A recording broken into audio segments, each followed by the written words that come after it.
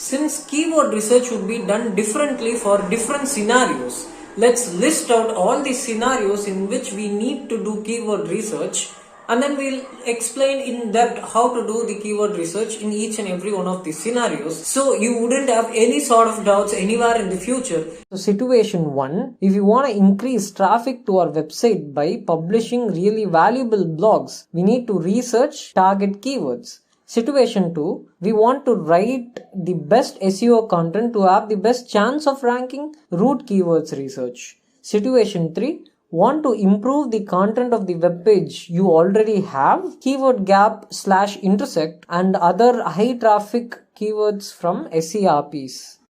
So let's jump into situation 1, researching target keywords. For instance, if we have to grow the traffic to a website, we would have to write blogs, right? But in which topic should I write so that the traffic potential is high and the ranking difficulty is lower? So I repeat it, in which topic should I write so that the traffic potential is high and the ranking difficulty is low? To identify good topics for blogs, we would have to undergo this process that comes as follows. You might be wondering, can't we just choose our own topics rather than relying on keyword research? Like, we could choose our own topics which we feel is necessary for the audience and then do SEO on them to make sure they'll get traffic and rank well. So here is a stat. There are over 7 million blogs published each and every single day. So it is totally okay for us to choose our own topics and do SEO on them to make sure they rank well, but to make sure they have actual traffic potential and less ranking difficulty. Even if it has a lot of ranking difficulty, with proper SEO efforts and insightful content, we might be able to rank well. But if the traffic potential is less, if not a lot of people are searching for the topic that you are writing the blog around, then you will not get organic traffic. Makes sense, right? This is not like paid ads where you could promote the articles and make sure whoever sees the article might get interested in it. This is SEO where we rely on organic traffic, and organic traffic is completely based on user needs. People come to us, we don't go to them, right? So if we want people to come to us, we need to be there where they are searching for answers. Makes sense, right? And this is the purpose of keyword research. If the traffic potential is low and no one is searching for it, and it doesn't make sense to expect the organic traffic from this topic, right? If the ranking difficulty is high in the SERPs, it means the chances of us getting to the top is very low, and the amount of effort it would take to get there would be high as well.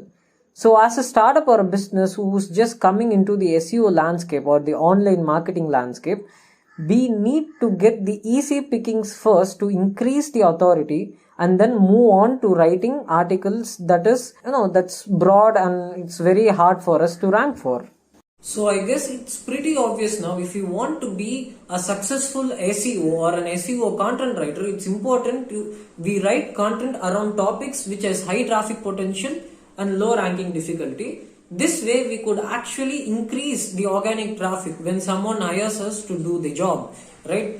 So keyword research is an extremely important part of an SEO. So it's important that you learn this and make sure you master this technique, because this might evolve as time goes on. Make sure you experiment around and have fun with it as well. So how do we go about it? Get a list of broad keywords, or the broad keywords as we discussed before, niches or products or services that your company wants traffic in. For instance, test prep. Someone wants to study abroad. The niche test prep has all of these as follows: GRE, TOEFL, IELTS and SAT. And in the same study abroad niche, there is another thing that we need to explore called as admissions, such as study in USA, UK, Canada and Europe. These are all broad keywords that the company that I work for had. So first get this list of broad keywords so it will be easier for us to research more on these.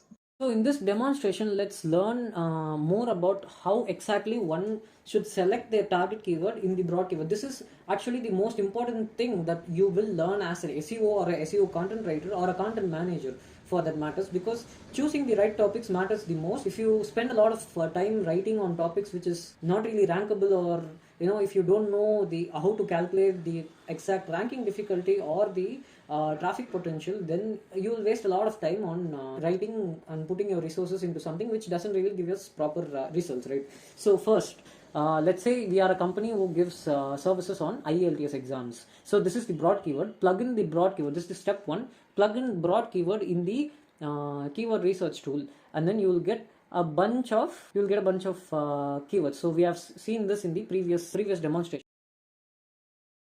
Now, what is the first thing you need to look for is ranking difficulty. Why am I saying this?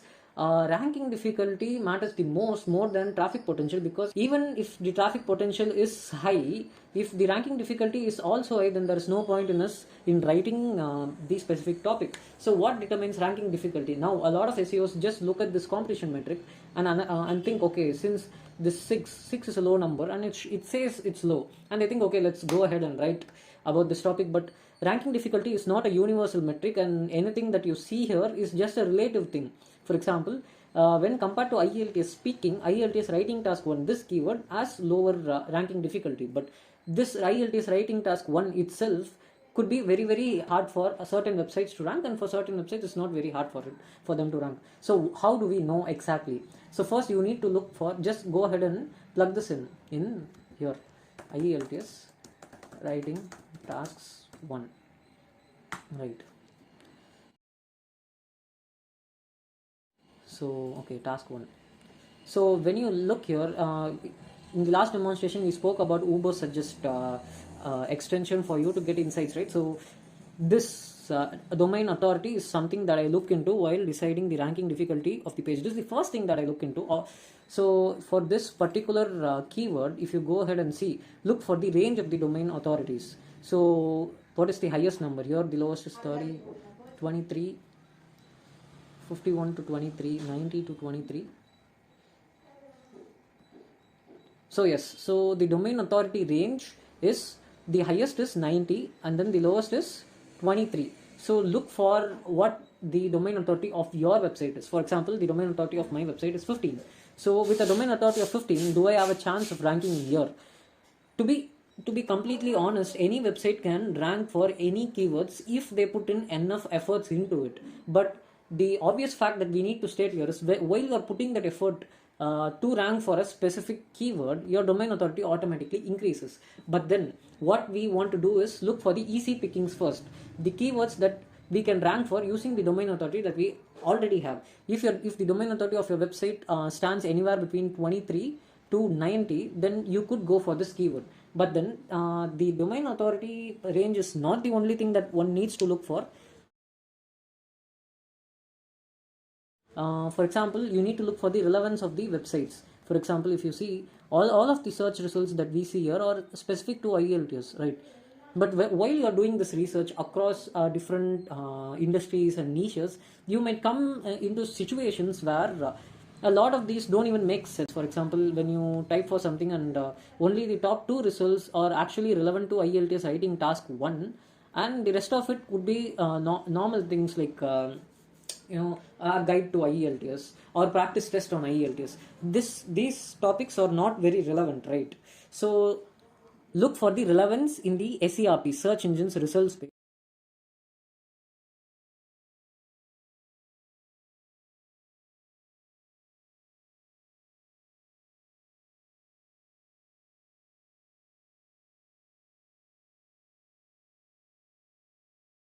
That you want to rank for IELTS writing task 1. So go ahead and plug in the keyword that you want to know the ranking difficulty or the backlink range for. So you could see here the number of referring domains that each and every single one of these. This is the SERP results. So basically what you see here, the domains, is what you see here in under the keyword research. You will have SERP overview of the IELTS writing task 1 keyword. So here you should note down the domain range and the backlink range.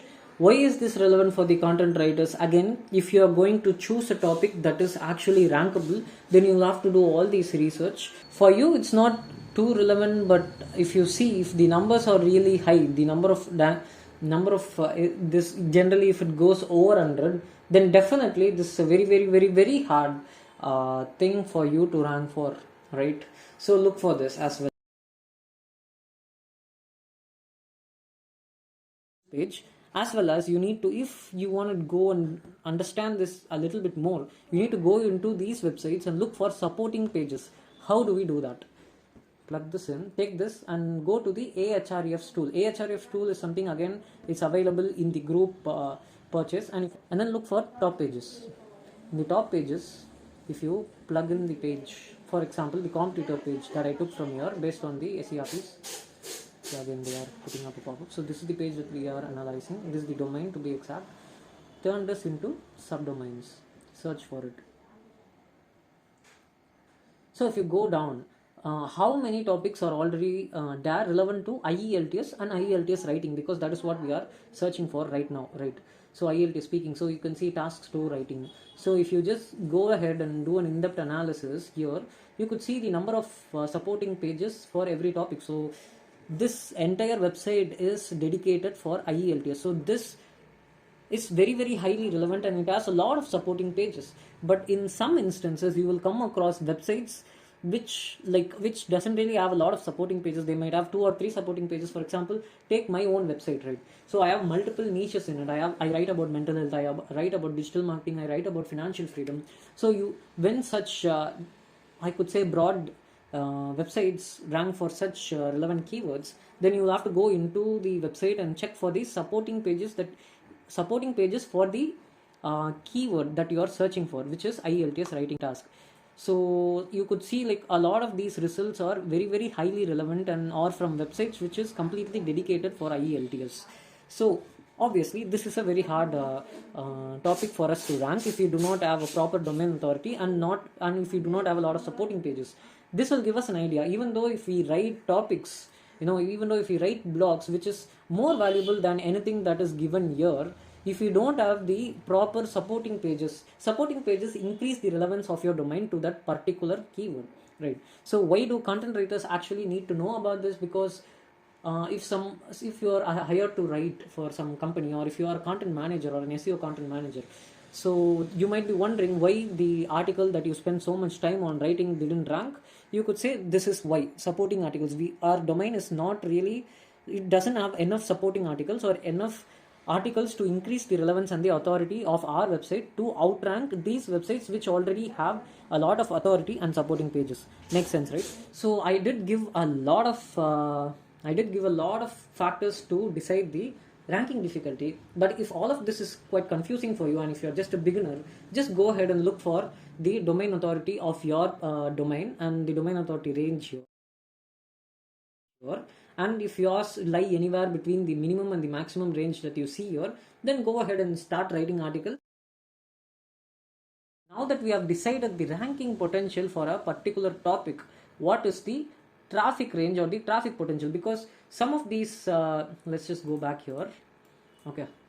Some of these might have very very low. If you just keep scrolling down, IELTS reading materials, or if you just keep going down, you will get a lot of low difficulty topics, but then the traffic potential there will also be very low. So you would have to look for the traffic potential as well. Yes, here and again in the SERP analysis, you could see the traffic potential here, which is very very very very high here for the IELTS writing task. You could see 27,000 to 313 is very high. Whereas if you write something like affordable universities in USA,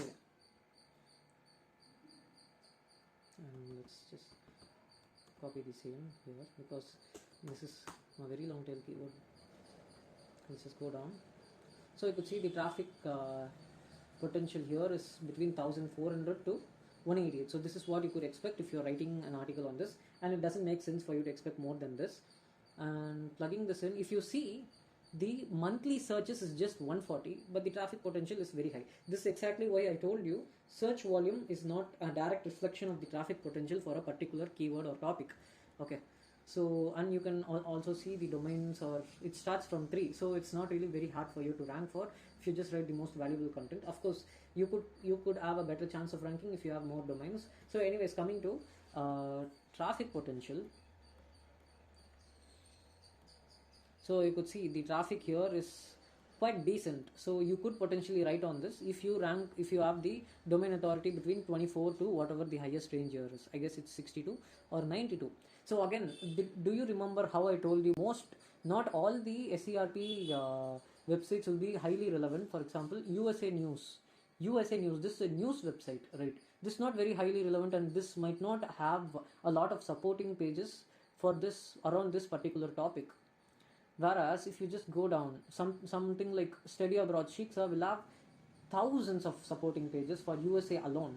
So based on this itself, you could decide the ranking difficulty and traffic potential. So let me just go and show you.